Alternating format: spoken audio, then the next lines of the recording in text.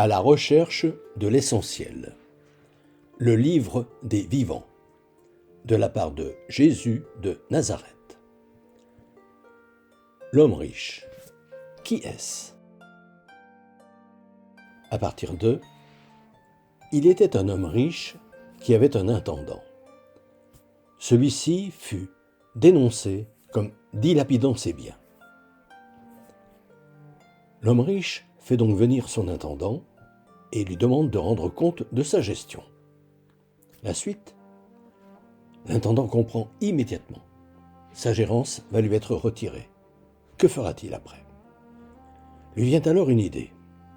Il va diminuer les dettes des débiteurs de son maître pour que ceux-ci l'aident à vivre quand à son tour il sera dans le besoin. Et le maître, conclut Jésus, loua cet intendant malhonnête d'avoir agi ainsi, de façon avisée, avant de commenter, car les enfants de ce monde-ci sont plus avisés avec leurs semblables que les enfants de lumière.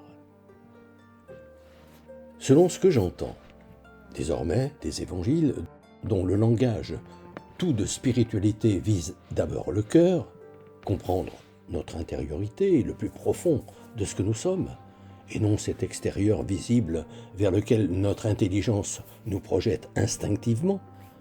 Ce que l'homme mange ne peut le rendre impur parce que cette nourriture ne pénètre pas dans le cœur, mais va dans le ventre, puis s'en va au lieu d'aisance.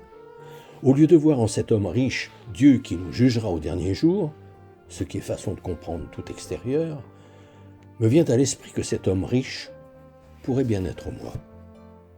Moi qui ai reçu cette richesse inestimable qu'est le don de la vie.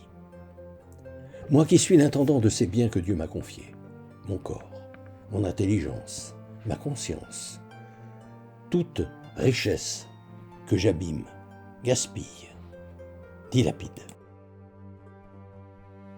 Moi qui réalise combien sont avisés ces bénévoles, par exemple, qui, hors de toute spiritualité religieuse, cette spiritualité dont la fonction première est de faire acquérir ce minimum de lucidité qui aide à se distancier de soi-même, reconnaissent tout simplement en leur prochain des frères et sœurs auxquels ils choisissent de se dévouer dans des centaines d'associations caritatives. Ces vrais enfants de lumière. À la semaine prochaine. Fraternellement.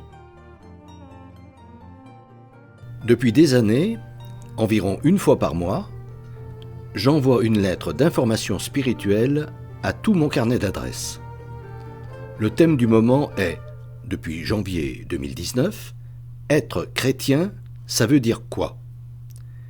Si ce sujet vous intéresse, n'hésitez pas à me transmettre votre mail, en vous contentant d'indiquer « auditeur YouTube », vos noms et prénoms, et éventuellement votre numéro de téléphone si vous souhaitez me parler.